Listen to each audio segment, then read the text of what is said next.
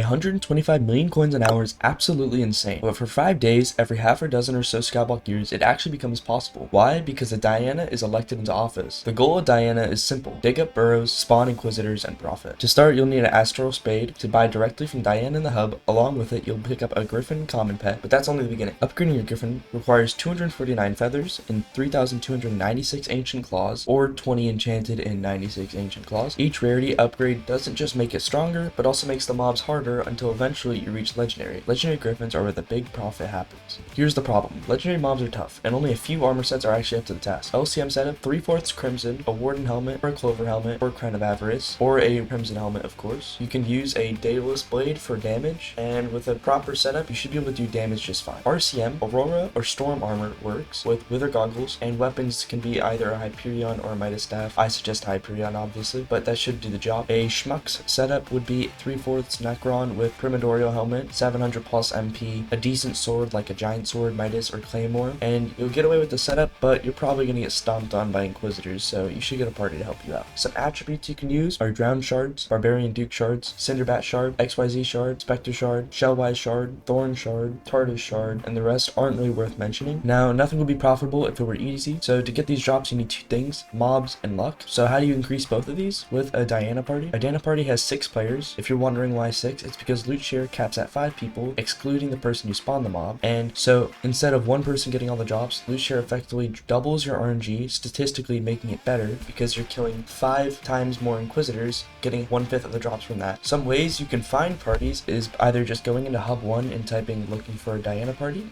asking your guild, maybe asking some friends, or okay, maybe don't do that, and Discord servers. Next is how to get better luck, which stems from Magic Find. Now for some math. Magic Find is a statistic that increases drop chances. Every 100 Magic Find doubles your odds for rare drops, with exception of common drops above 5% chance. Example: 1% chance of a Turtle Shellmet drop goes to 2% at 100 Magic Find, and 3% at 200 Magic Find. And if this doesn't make sense, just go back to school.